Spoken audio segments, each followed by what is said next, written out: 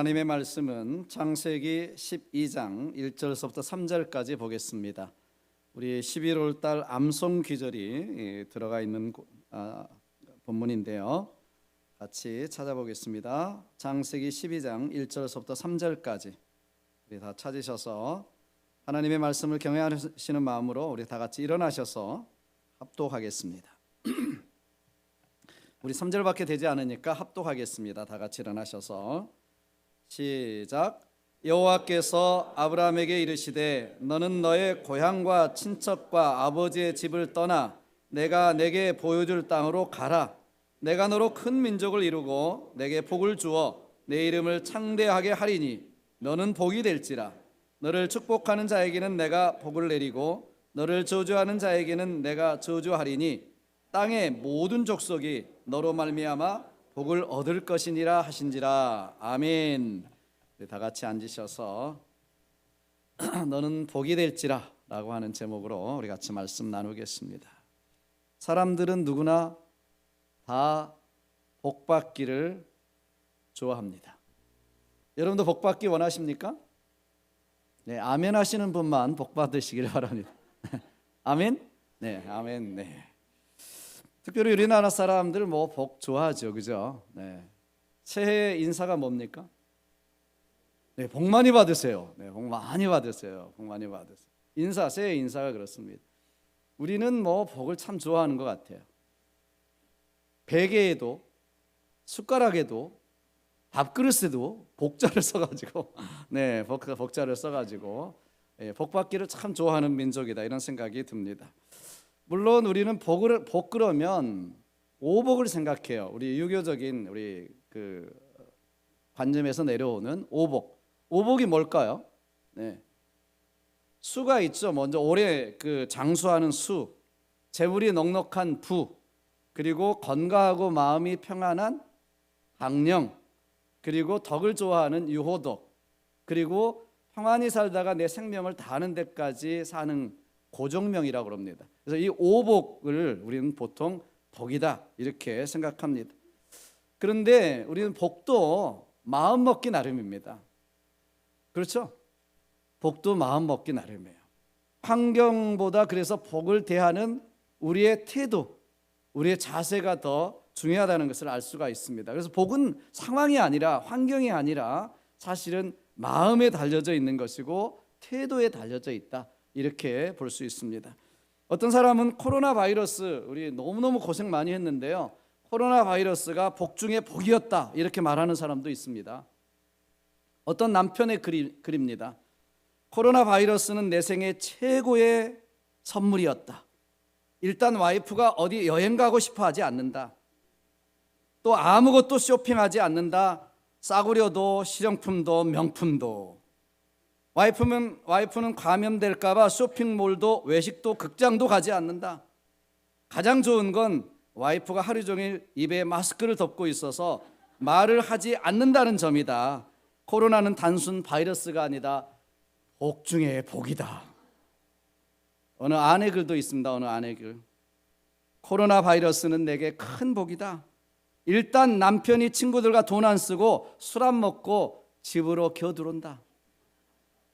장을 못 보는 줄 아니 대충 먹여도 맨날 감사한다.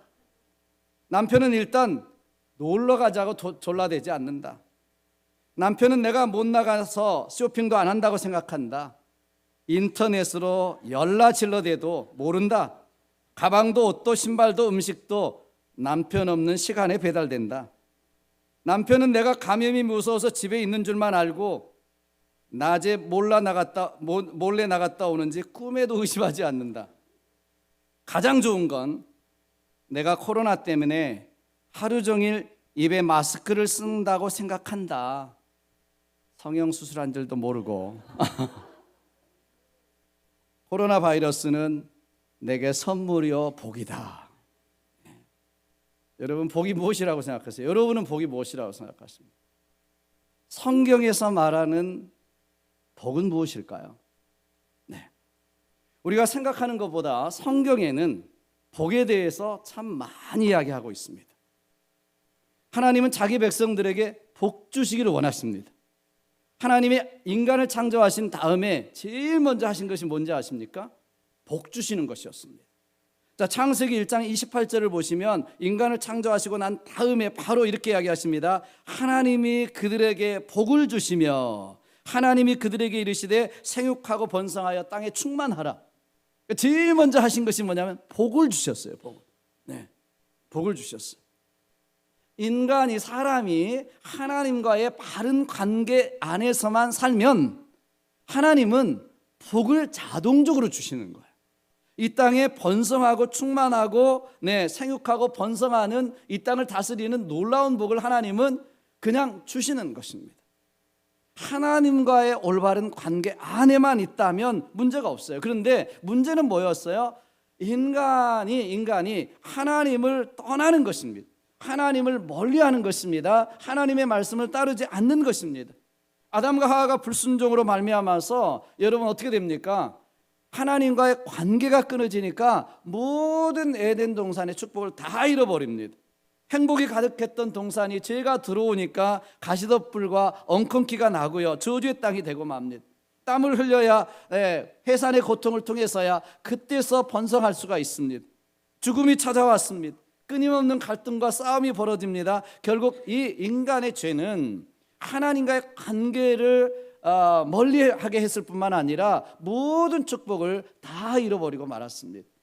여러분, 하나님은 그런데도 포기하지 않으시죠. 창세기를 보시면 하나님께서 바벨탑을 높이 쌓아서요, 하나님과 맞먹으려고, 대적하려고 이제 제도적으로 도전하고 있는 이 바벨탑 사건 때문에 그들의 교만을 꺾으시기 위해서 그 언어를 흐트러뜨시고 사람들을 다 흩어지게 만듭니다.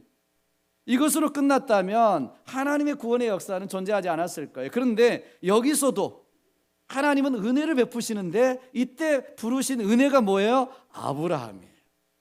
여러분, 이건 굉장히 중요한 사건입니다. 이제 이 일반 역사가 끝나고요, 구원의 역사, 믿음의 역사가 시작되는 거예요. 그래서 아브라함을 부르신 이 사건은 너무너무 중요한 것입니다. 너무너무 중요한 것입니다. 그래서 하나님은요, 이 아브라함을 통해서 하나님의 놀라운 구원의 역사, 구원의 계획을, 인류 구원의 역사를 이제 이루시기를 원하시고 아브라함을 부르신 거예요. 그래서 여러분, 창세기 12장이 굉장히 중요한데 창세기 1장서부터 11장까지는 일반 역사고 12장서부터 이제 요한계시록까지는 그래서 우리는 구원의 역사, 믿음의 역사라고 부르는 것입니다. 아브라함을 통해서 온 인류를 통한 하나님의 구원 계획을 이루어 가시는 거예요. 그래서 아브라함을 믿음의 조상, 열국의 아버지, 복의 근원 이렇게 부르는 것입니다. 자, 여러분, 여기서 중요한 것은 아브라함을 하나님이 성공으로 부르신 것이 아니라고 하는 사실이에요. 성공하라고 부르시지 않으셨어요. 뭘로 부르셨을까요? 복으로 부르셨습니다. 복. 너는 복이 될지라. 오늘 설교 제목인데 복이 될지라. 그죠? 하나님의 부르심과 택함을 받는 순간서부터 아브라함은 성공과 출세를 위해서 부름받은 것이 아니라 너는 복이 되라. 복 자체가 되라. 복의 근원이 되라. 복을 나눠주는 사람이 되라. 너를 인하여서 모든 민족, 모든 열방이 복을 받을 것이다. 이렇게 부르셨다고 하는 사실이에요. 믿으시면 아멘 하시길 바랍니다. 그런데 여러분, 또 한 가지 중요한 사실이 있습니다. 하나님께서 아브라함만 그렇게 부르신 것이 아니라는 사실이에요. 그럼 누구도 그렇게 부르셨을까요? 우리도 그렇게 부르셨습니다. 예수 그리스도를 믿는 모든 제자들, 예수님의 제자들을 부르실 때 동일한 원리로 아브라함을 부르셨던 것처럼 부르셨습니다. 사실 이스라엘 백성들도 그렇게 부르셨는데 이스라엘 백성들이 잘못된 선민관 때문에 잘못된 메시아관까지 자기들만 복을 받은 줄 알고 그러는 바람에 그 복을 잃어버렸잖아요. 그런데 예수님께서 제자들을 부르실 때도 뭐라고 부르십니까? 마가복음 16장 15절에서 너희는 온 천하에 다니며 만민에게 복음을 전파하라고 말씀하시죠. 우리가 잘 아는 마태복음 28장 19절에도 너희는 가서 모든 족속으로 제자를, 모든 민족으로 제자를 삼으라고 말씀하고 있습니다. 그러니까 우리를 부르신 목적이 뭐예요? 성공이 아니라 복음을 나누고 복을 나눠주는 사람 되라, 복을 전파하는 교회가 되라, 이렇게 부르신 것입니다. 우리 48년 동안 하나님께서 세우신 우리 교회를 통해서 하나님은 우리 교회가 성공해야 된다, 우리 교회가 줄서야 된다가 아니라 이 복을 나눠주는 교회가 되라, 세상 땅끝까지 복음을 증가하는 교회가 되라, 이렇게 우리를 부르셨다고 하는 사실이에요. 이것이 우리 믿는 사람들의 정체성입니다. 그리고 정체성이어야 합니다. 여러분, 그렇다면 어떻게 우리는 아브라함처럼 복의 근원, 복을 나눠주는 복덩어리, 복 자체가 될 수 있을까요? 첫째는 떠나는 믿음이 있어야 합니다. 여러분, 오늘 본문 1절을 보시면 하나님께서는 아브라함을 향해서 너는 너의 고향과 친척과 아버지의 집을 떠나라, 이렇게 말씀하세요. 여러분, 믿음의 여정은 떠남으로 시작됩니다. 무엇을 떠나야 합니까? 고향, 친척, 아버지 집. 여러분, 원래 아브라함의 고향은 메소포타미아 지방의 우르, 우리 갈대아 우르 그렇게 이야기하는데 우르 지역이죠. 우르 지역. 오늘날의 이라크가 있는 지역, 유프라테스 강, 티그리스 강이 흐르는 그 유역입니다. 그게 바벨론이었던 지역이고요. 바벨탑을 쌓았던 곳으로 알려진 곳이고요. 바로 그것이 우르 이 지역입니다. 이곳은 비옥한 농토 지역이고요. 4대 문명이 꽃을 피웠던 발생지 중에 하나죠. 이곳은 농경신 바알을 비롯해서 낫나신, 지금도 발견되고 있는 지구라트라고 하는 그것이 낫나신을 섬기는 신당이었다, 이렇게 보통 이야기하지 않습니까? 그런 것처럼 거기는 우상 숭배 중심지였어요. 이 아브라함의 아버지 데라는 우상을 섬기는 지역에서 우상 장사를 해서 먹고 살았던 사람입니다. 그런 집이에요. 그러니까 하나님은 이 아브라함을 부르시면서 먼저 그 우상의 땅에서 떠나라는 것입니다. 그 우상의 땅에서 떠나야 새로 시작할 수 있다, 믿음으로 떠나라고 하는 것입니다. 여러분, 하나님이 제일 싫어하시는 것이 뭐예요? 우상 숭배입니다. 우상 숭배입니다. 왜 그렇습니까? 하나님보다 피조물을 더 사랑하는 것, 이거 하나님은요 못 견뎌 하시는 거예요. 왜? 그건 가짜기 때문에, 속고 있는 것이기 때문에 그렇습니다. 하나님의 사랑을 거부하는 것이기 때문에 그렇습니다. 그 결국은 어떻게 돼요? 비참하기 때문에 그렇습니다. 여러분, 하나님이 아닌 것을 하나님으로 섬기고 있기 때문에 하나님 너무 싫어하시는 거예요. 자, 오늘날의 우상은 눈에 보이는 우상보다 보이지 않는 우상이 더 무섭습니다. 재물의 우상이 있습니다. 돈이면 다 된다고 하는 만몬의 신을 섬깁니다. 권력의 우상이 있습니다. 힘이 있으면 다 된다는 생각, 이것이 우리를 지배합니다. 세상을 지배합니다. 이 힘을 남용하거나 오용할 때 얼마나 큰 문제가 생깁니까? 이 힘을 가지고 하나님께 영광을 돌리지 않고 자기의 영광을 드러내는 데 쓸 때, 여러분, 인류는 파멸의 역사를 가졌다고 하는 것을 우리는 역사를 통해서도 알 수가 있습니다. 우리에게 가장 떨치기 힘든 것은 무엇입니까? 탐심이라고 하는 우상입니다. 골로새서 3장 5절에 나와 있잖아요. 탐심은 우상 숭배니라. 여러분, 이 끊임없는 그 욕심, 밑빠진 독에 마침 물 붓는 것처럼 채워도 채워지지 않는 이 탐심, 이 욕심은요, 이 정말 우리 안에 떨쳐내버릴 수 없는 우상과 똑같은 것입니다. 여러분, 이 탐심이 잉태하면 뭐가 나와요? 욕심이 잉태하면 죄를 낳고, 죄가 장성하면 사망을 낳느니라. 사망으로 이끕니다. 여러분, 우리가 이 탐심은요, 우리 모두에게 있는 우상과 똑같은 것이에요. 그래서 성경은 입을 것과 먹을 것이 있은즉 족한 줄로 알라라고 말씀하고 있습니다. 여러분 감사하시고 행복하시고 족하십니까? 네, 두 분은 아무나 안 하시네요. 정말 입을 것과 먹을 것이 있은즉 족한 줄로 여기시기를 주님 축복합니다. 행복하게 여기십시오. 주님만 계시다면, 하나님만 계시다면, 하나님 안에서 뭐가 불만이 있어요? 뭐가 부족하십니까? 오늘도 자가용 타고 오셨죠? 따뜻한 물 가지고 샤워하고 오셨잖아요. 찬물 뜨거운 물 나오잖아요.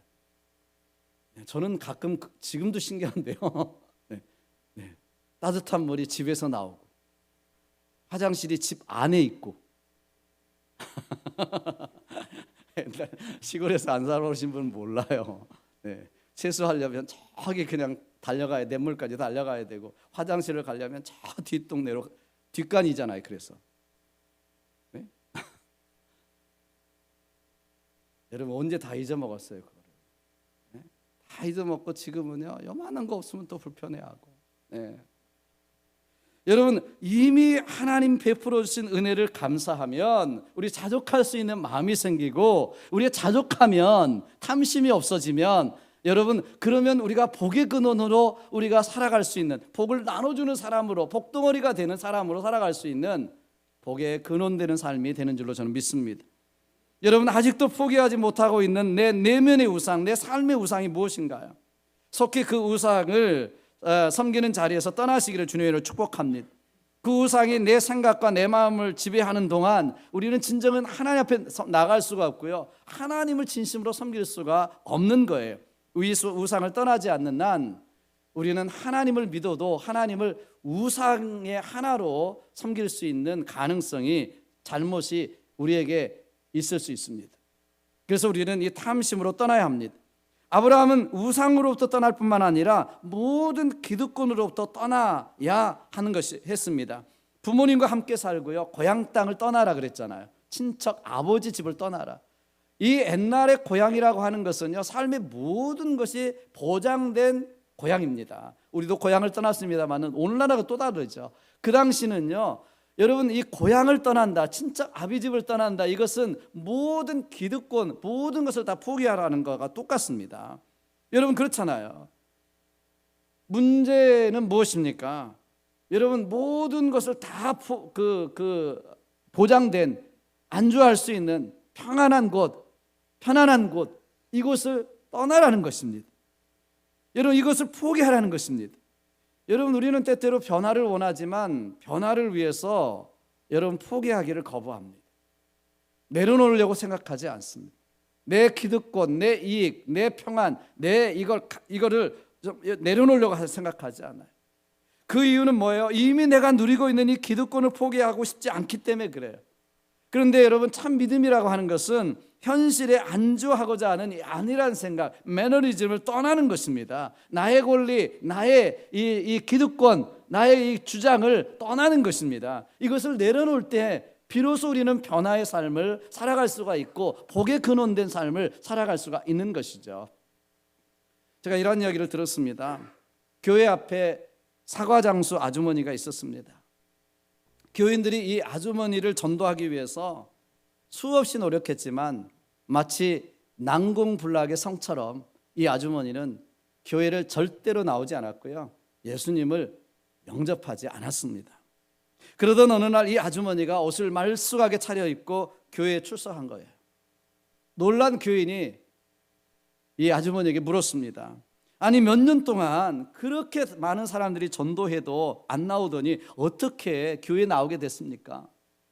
그분이 대답했습니다. 일주일에 3번씩 우리 가게에 들리는 한 신사분 한 분이 있었어요. 그분은 항상 못생기고 덜 싱싱한 사과를 사갔습니다. 때로는 썩어가는 사과를 사가기도 했지요.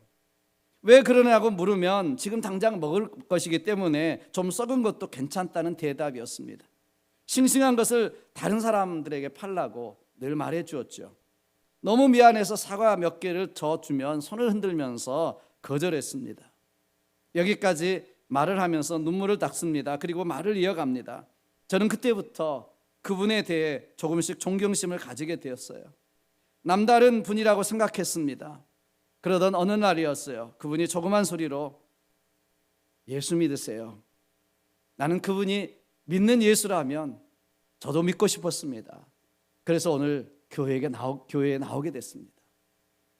여러분 우리가 살아가면서 내 권리, 내 기득권, 내 이익을 절대로 포기하지 않으리라, 이런 신념을 가지고 살아갑니다. 여러분 그렇게 우리는 아이들에게도 교육시킵니다. 네 권리, 네 기득권 포기하지 말아라. 이익이 되는 것이는 상대방을 어떻게 해서라도 네가 이겨야 된다. 이렇게 우리는 아이들에게도 가르칩니다. 그리고요 이것을 정말 떠나면, 이것을 내려놓으면 죽는 줄 압니다. 죽는 줄 압니다.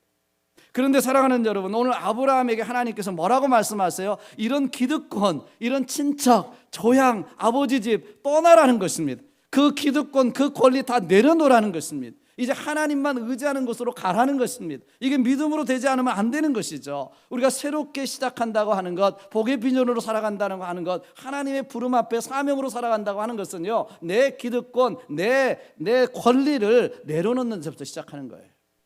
여기를 떠나는 데서부터 시작하는 것입니다. 여러분, 잘 떠나는 것이 복인 줄로 믿으시기를 주님의 축복합니다.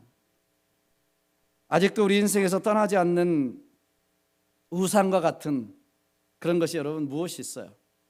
떠나라 그러는데 떠나지 않는 우상과 같은 것이 내 안에 뭐가 있습니까? 내 자존심인가요? 내 기득권인가요? 내 이익인가요? 내 권리인가요?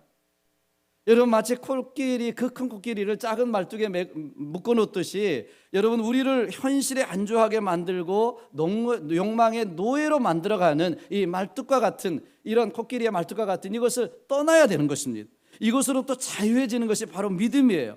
우리의 모든 정욕과 욕심을 우리는 십자가에 못 박았다고 말하는데요, 내가 죽을 때 내 안에 그리스도가 사는 것이고요, 내 기득권과 내 권리를 십자가에 못 박을 때 내 안에 계시는 예수 그리스도의 역사가 우리의 삶에서 나타나게 되는 줄로 믿으시기를 주님의 이름으로 축복합니다.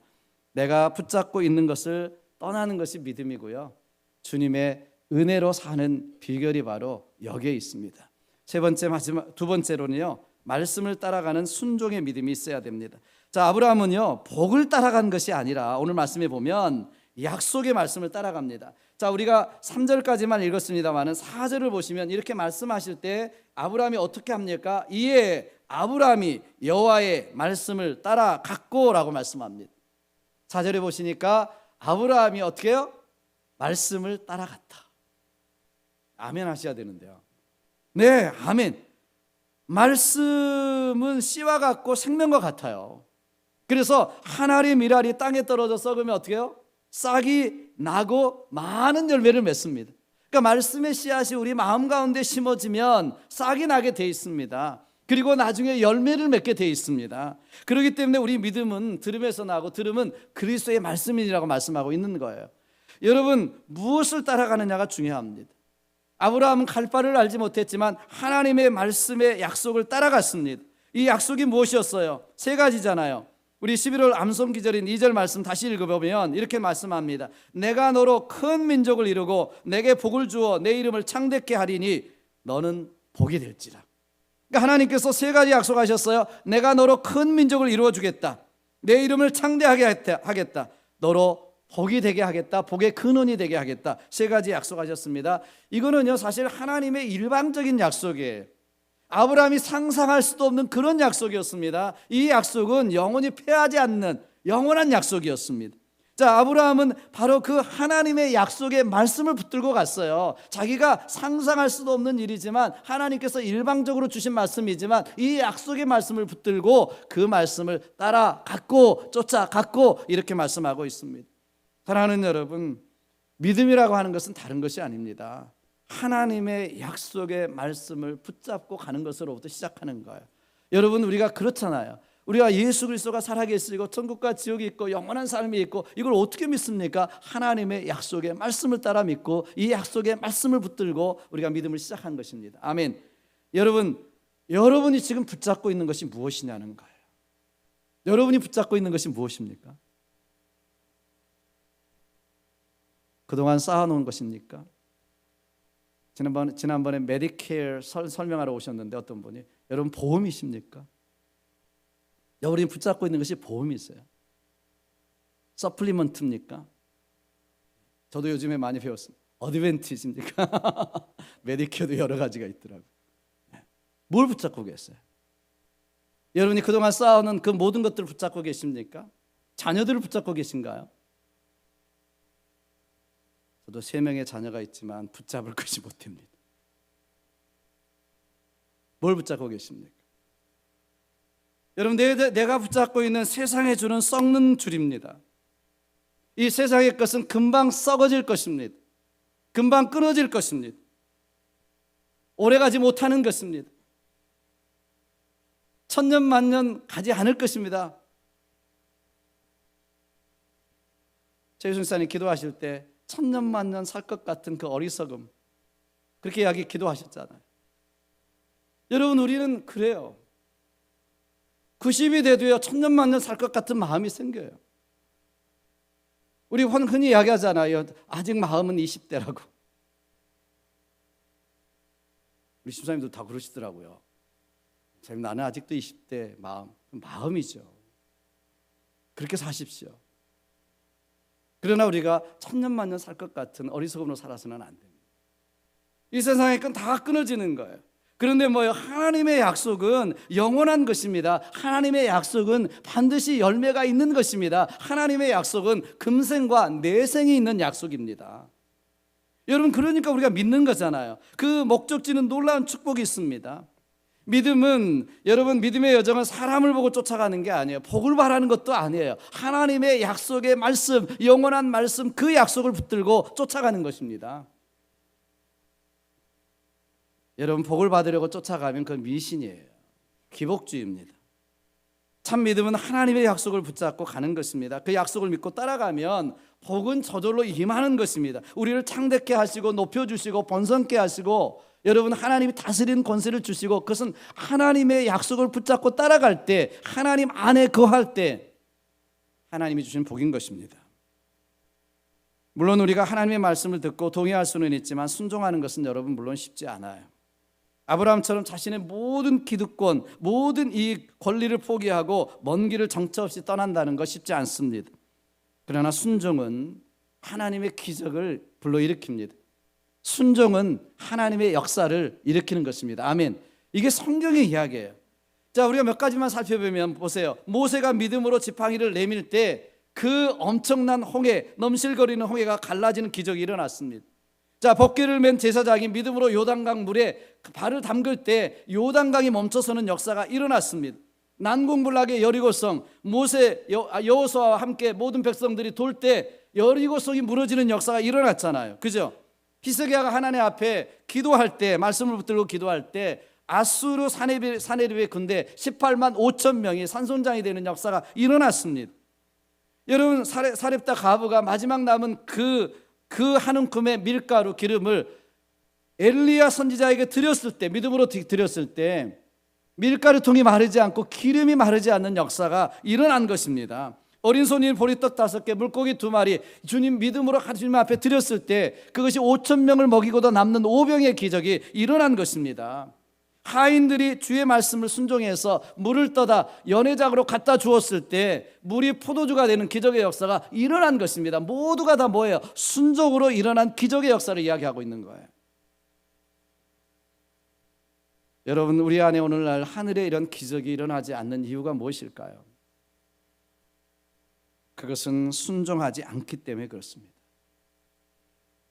구원은 믿음으로 받지만 축복은 순종함으로 받는다는 말합니다.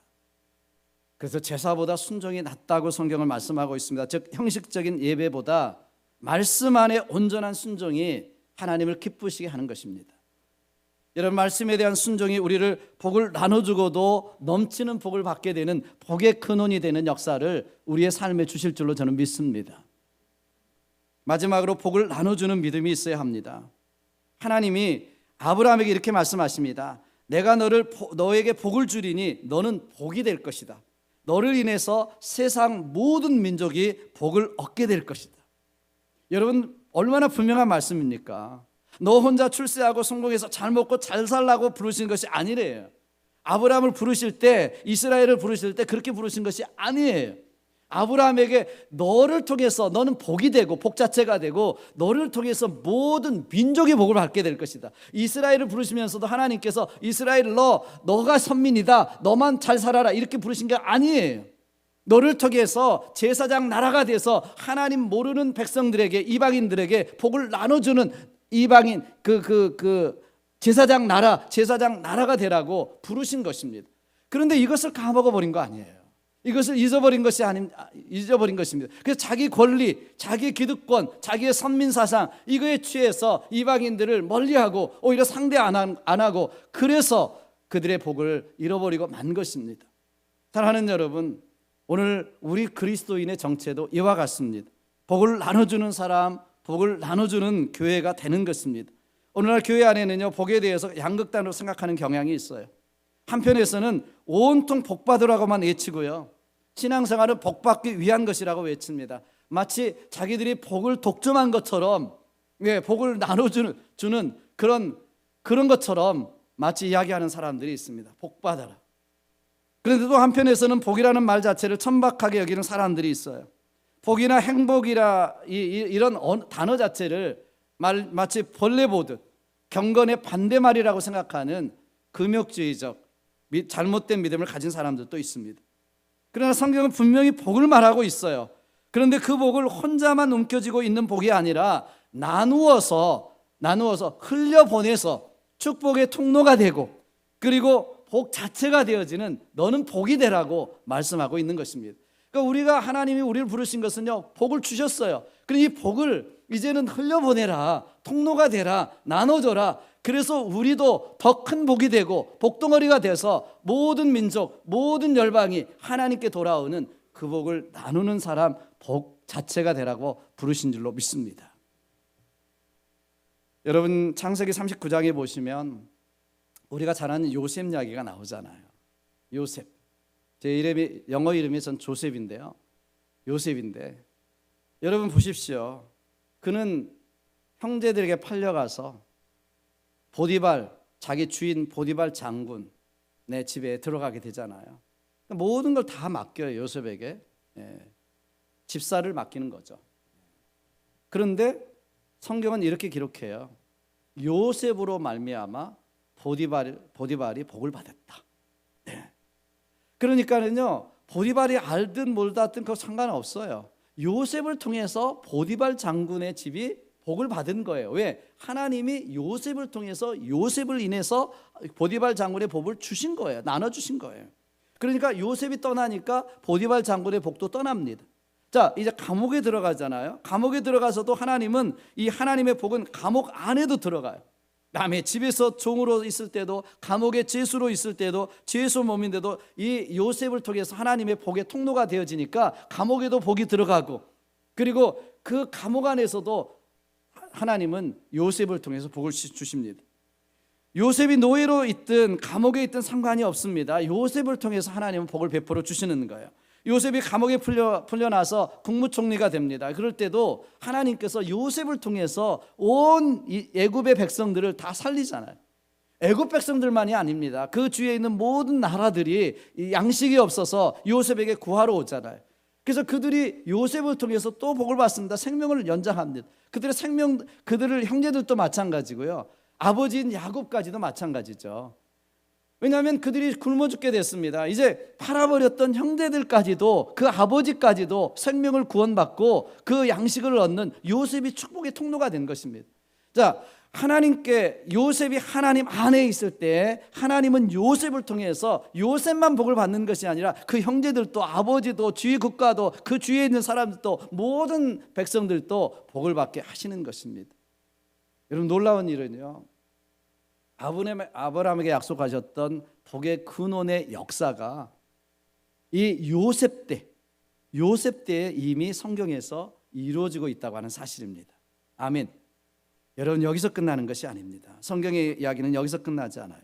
아브라함은 예수 그리스도를 이 땅에 오시게 하는 믿음의 조상이 됩니다. 자, 보세요. 마태복음 1장 1절, 신약의 1장 1절 어떻게 시작합니까? 아브라함과 다윗의 자손 예수 그리스도의 세계라, 계보라, 이렇게 시작합니다. 자, 여러분 보십시오. 이 하나님의 무명의 사람 아브라함을 택하셔서 열국의 아버지로 높여주시고 이름을 창대케 하시고 열방을 이 모든 아브라함의 후손이 되게 하십니다. 여러분, 그런 다음에 영적인 이방이었던 우리들을 예수 그리스도 안에서 이제 영적인 아브라함의 자손으로 만들어 주시는 거예요. 그리고 복을 주시는 것입니다. 그래서 갈라디아서 3장 14절에 보십시오. 이는 예수 그리스도 안에서 아브라함의 복이 이방인에게 미치게 하고 또 우리로 하여금 믿음으로 말미암아 성령의 약속을 받게 하려 함이라.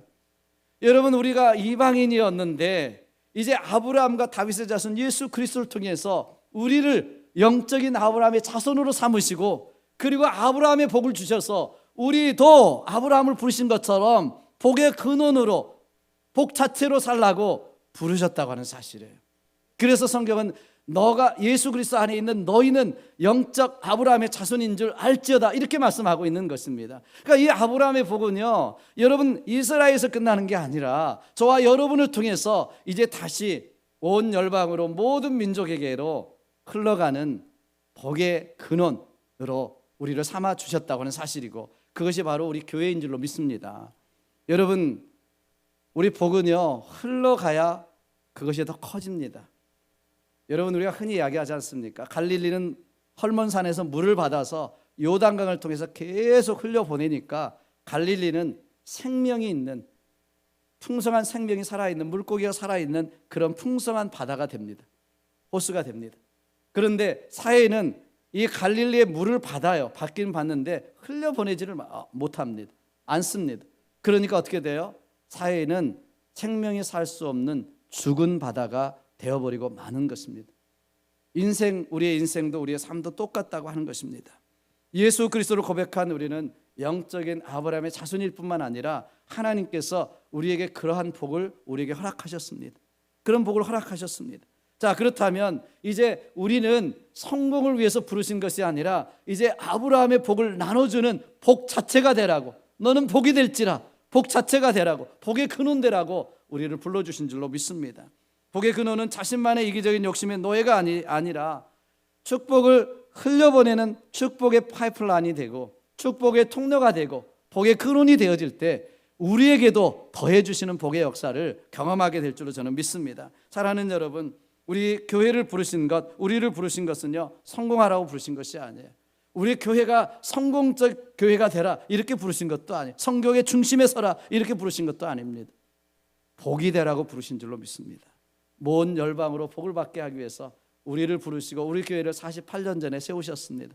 저와 여러분들은 이제 나를 통해서 내 기득권, 내 권리 다 내려놓고 이제 나를 통해서 복이 흘러가면 이 복은 나에게 더 큰 것으로 임하고 더 큰 축복의 통로가 되어질 줄로 저는 믿습니다. 우리 교회도 마찬가지입니다. 우리 교회가 우리 복을 흘려보낼 때, 선교하고 전도할 때, 그리고 구제할 때 이 복이 다시 열방을 복 줄 뿐만 아니라 우리에게도 복이 되어 돌아오는 놀라운 역사가 있게 될 줄로 믿습니다. 아브라함에게 너는 복이 될지라 부르신 주님은 오늘날 우리를 너는 복이 될지라 이렇게 부르셨습니다. 복의 근원 되는 저와 여러분, 우리 교회 되기를 주님의 이름으로 축복합니다. 기도하겠습니다. 우리 같이 한번 기도했으면 좋겠습니다. 우리는 얼마나 많이 참 내가 얼마나 잘 먹고 잘 살까, 내 거, 나의 여기 안에 우리는 갇혀져 있습니다.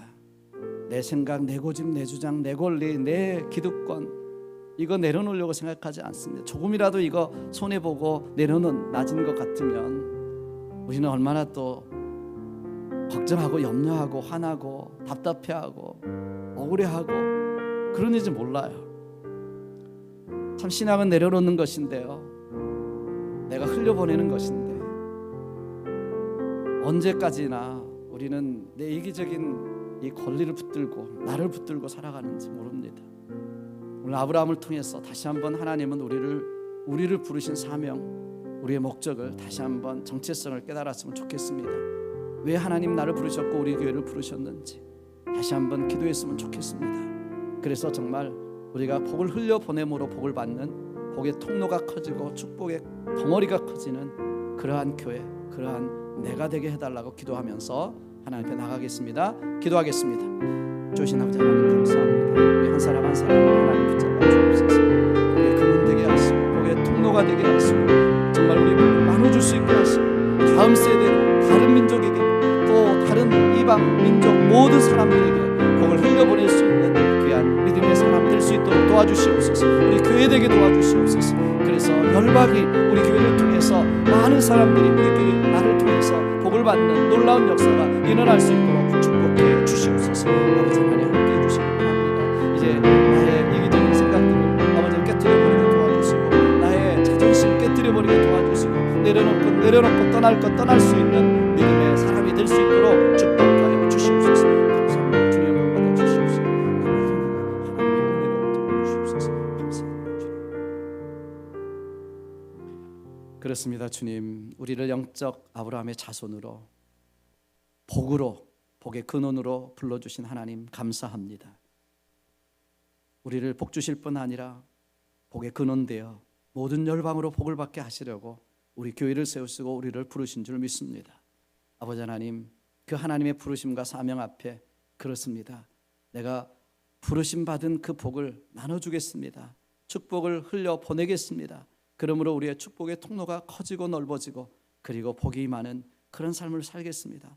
복 자체로 살겠습니다. 고백하며 돌아가는 우리 모든 심령들 하나님 함께해 주시고 정말 다시 한번 우리 교회가 세워주신 하나님의 그 목적과 사명 아래 충성할 수 있도록 우리 교회를 붙들어 주시며 하나님께서 다음 세대를 세워가고 다른 민족을 세워가는 하나님의 역사가 끊임없이 이루어져가는 우리 교회 될 수 있도록 축복하여 주시옵소서.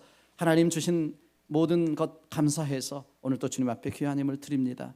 원래 하나님의 것이었습니다.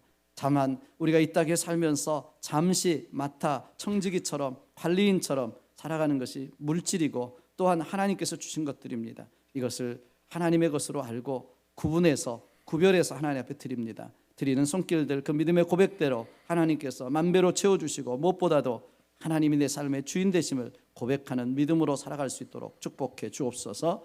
이 믿음의 예물이 하나님께 영광스럽게 쓰임받게 하시고 교회가 든든히 서가며 하나님의 나라가 이루어져가고 영혼들을 구원하는 데 아름답게 쓰임받을 수 있도록 축복해 주시옵소서. 드리는 손길들을 축복해 주시기를 원하고 우리 구주 예수님의 이름으로 감사하며 축복하며 기도하옵나이다.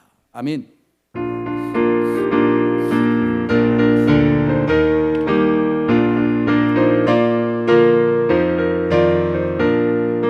새벽부터 우리 사랑함으로써 저녁까지 시를 뿌려봅시다. 열매 참차이고 곡식 거둘 때에 기쁨으로 단을 거두리로다. 거두리로다. 기쁨으로 단을 거두리로다.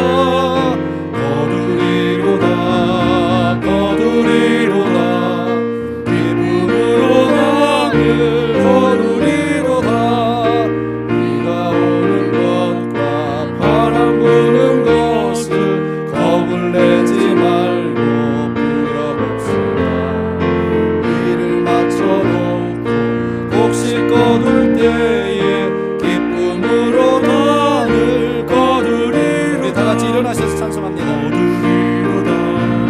거두리로다. 기쁨으로 단을 거두리로다. 거두리로다. 기쁨으로 단을 거두리로다. 씨를 뿌릴 때에 나지 아니할까 염려하며 심히 애탈지라도 나중 예수께서 칭찬하시리니 기쁨으로 단을 거두리로다. 거두리로다. 기쁨으로 단을 거두리로다.